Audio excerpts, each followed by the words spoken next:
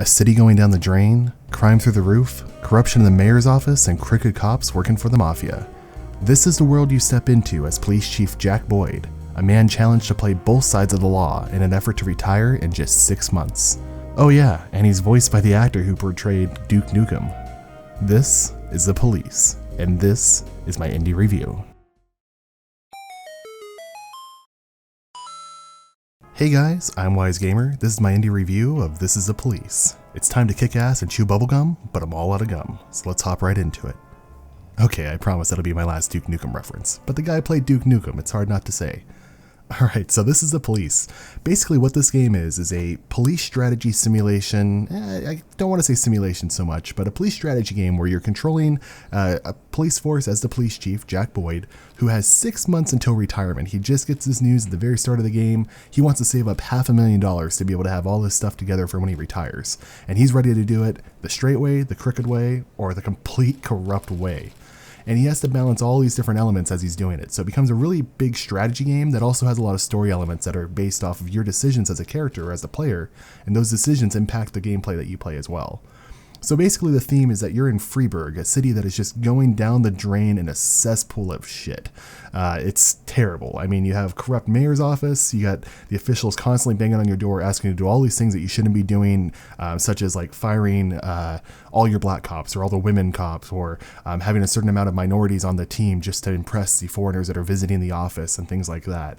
At the same time, you have these guys out there like someone named Rose Pierre, who's kind of like a vigilante terrorist almost that's out there trying to fight crime, but no one really knows what side he's on.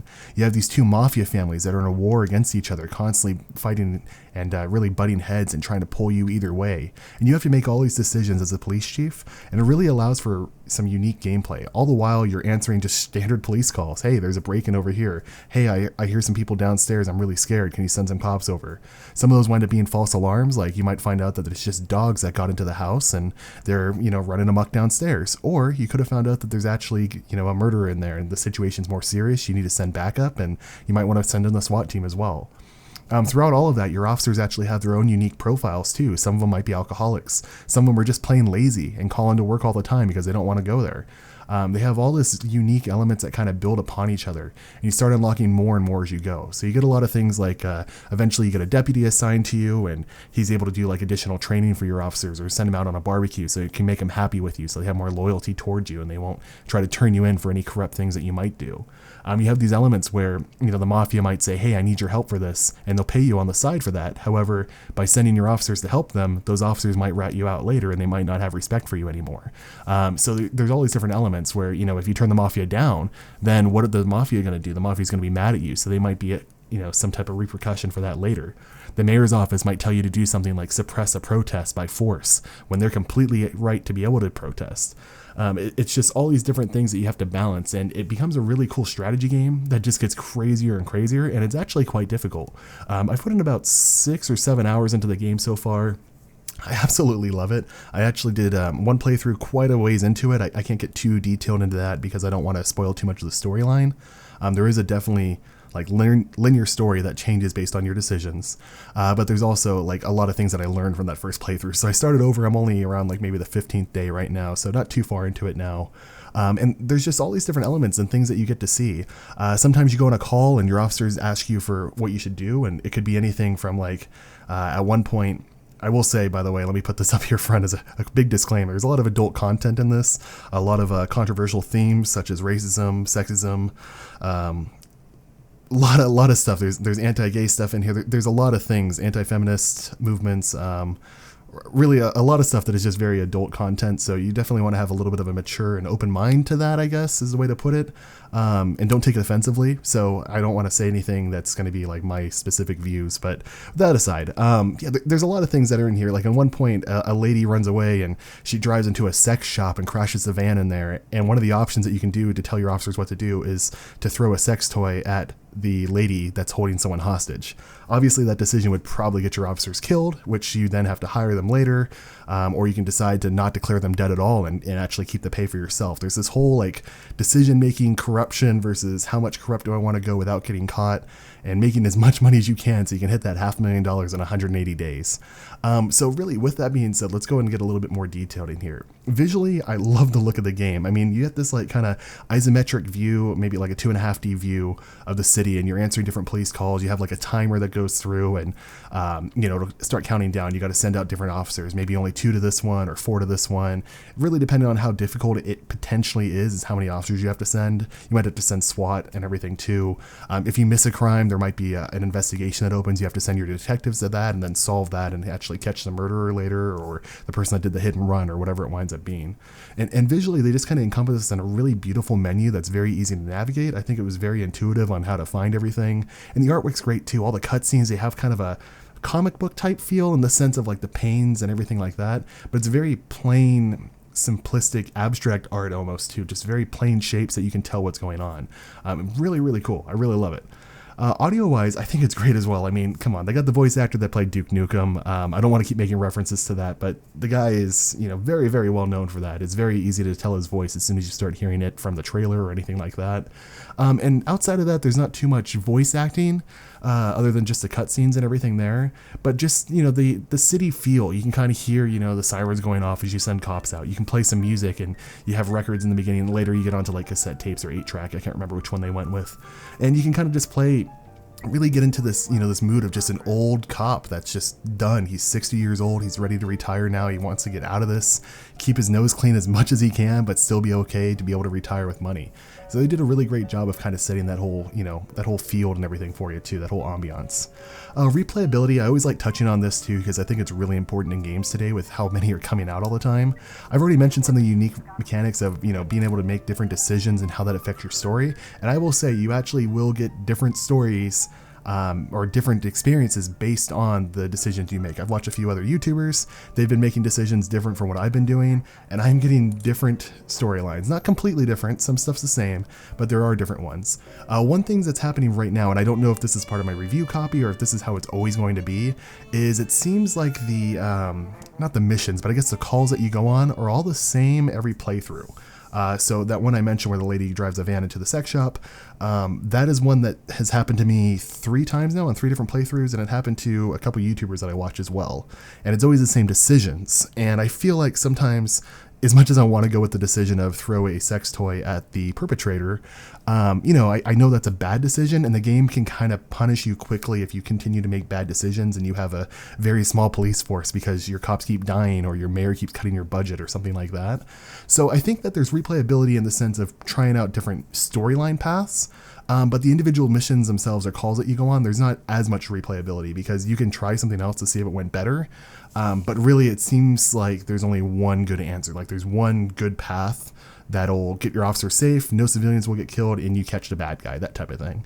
So it's kind of an interesting feel on it. I'm kind of half and half. I'm on the fence with it. I wish the missions were a little bit more dynamic and changed up some more, like maybe it picked randomly from a pool. Which it might do later, but at this point the missions are static and they're in the same order every single time. So by the 3rd playthrough, especially the beginning missions, since I remember those so vividly, I kind of knew like exactly what to click through, and it was just kind of, okay, I'm just going through the paces. And then the storyline elements, when I picked different things there, that's when I finally started seeing differences in the gameplay itself.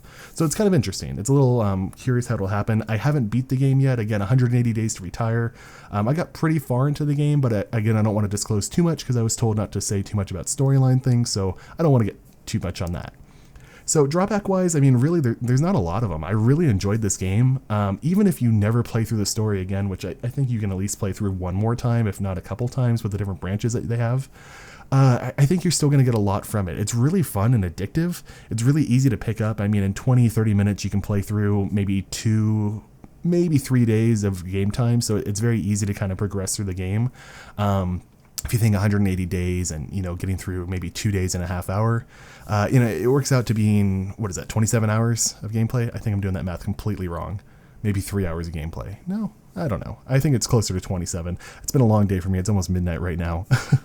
But that being said, you can kind of see there's a lot of play to go in here, a lot of different story branches. So really drawback wise, I'd just say that, the missions being static is my biggest, my biggest gripe with it. I wish that there was a little bit more dynamicness to it. I mean, I really wish that I could pick the option that just says ram your car through the storefront and burst in. And like, obviously that's not an answer that you want to do. You don't want to drive your police car through the shop window. You don't want to throw a sex toy at the perpetrator. You know, you want to talk to them calmly or raise your gun and point at them, tell them to drop their weapon, that type of thing. It's very, very easy to see what you should be doing most of the time, and I'd like to branch out to those other areas. But again, the game's kind of punishing in that sense where you really need as many cops as you possibly can to be able to answer the calls efficiently. And it's just kind of a really interesting balancing act between having the storyline branches, which gives you, you know, a lot of replayability, but then that drawback again of just having, you know, singular missions where it seems like there's only one, you know, correct answer and you don't want to deviate from that too far. So overall, I mean, I definitely would recommend the game. I'm having a lot of fun with it. I mean, of the like 5 or 6 games that I got pretty much right off the bat when I announced coming back to YouTube here, this is one that I've put the most time into. Between this and We Happy Few, I've definitely put the most time into it. The gameplay, again, is just amazing. Having this strategy element of just managing your individual cops that all have their own little things going on, whether you want to promote them or not, whether they have alcoholic problems or not, and maybe giving them some extra attention, like extra police training would give them the encouragement to stop that alcoholism, whether they're just lazy and they call into work or they make up some excuse, or sometimes they have a legitimate excuse, like their kid's sick or something like that. You have to decide if they can come into work or not. It's just really, really interesting there. You have the detectives that do these different investigations. They have, you know, these things where you got to like take down a gang and stuff like that too. You got to balance the mafia and whether you want to be a really dirty cop or you want to be a clean cop. You know, what do you want to do here? And all the time you're thinking about those days, and like 180 days, it seems like it's a long time, but then, you know, you're at day 60 or 70 and you're just like, oh man, there's actually not that much time left to make up this money that I need to make to get to $500,000. So really, really, really like this game. I really enjoy it a lot. I definitely see myself personally playing through it multiple times to see what story elements I can bring out of it. I definitely want to play through and just kind of make a really silly gameplay at some point too of, you know, picking those wild options that are obviously not the correct answer and just kind of see what happens. I imagine that my cops would just continue to die over and over again, but I don't know how that would really play out. I don't know if I just lose at that point or what happens, so I'm kind of curious. That being said, overall, again, I just definitely recommend it. I'll have all the links down in the description like always. I really do recommend the game, so at least check it out, look at the trailer, watch some gameplay if you guys haven't yet, and definitely pick it up if you're thinking about it. I mean, if you're on the fence at all, I would definitely recommend you and try to push you towards that there. Disclaimer, just want to throw this in real quick at the end. I normally don't worry about this, but I want to make sure I say it. I did get the game for free. If you guys didn't realize, most of the games that I do reviews on, I do get for free. Probably like 90% of them. It doesn't change any bias whatsoever. It's pretty much a standard agreement with reviews is that they give you a key and in return you do a review for them, whether it's good or bad. So in this case, I really do enjoy the game. You can check my playtime on Steam. I have put a lot of hours into it compared to some other reviews that I've done where I haven't put as many. So yeah, I just want to put that out there. I know there's a lot of stuff on YouTube right now where people are complaining about people not being completely open and honest about it, so I just want to make sure that's there. That being said, guys, thanks again for sticking it out this whole time. Hope you enjoyed the review. We'll see you next time. Bye-bye. I've got balls of steel. Damn, I'm good. My name's Duke Nukem. It's time to kick ass and chew bubblegum, but I'm all out of gum. Game over.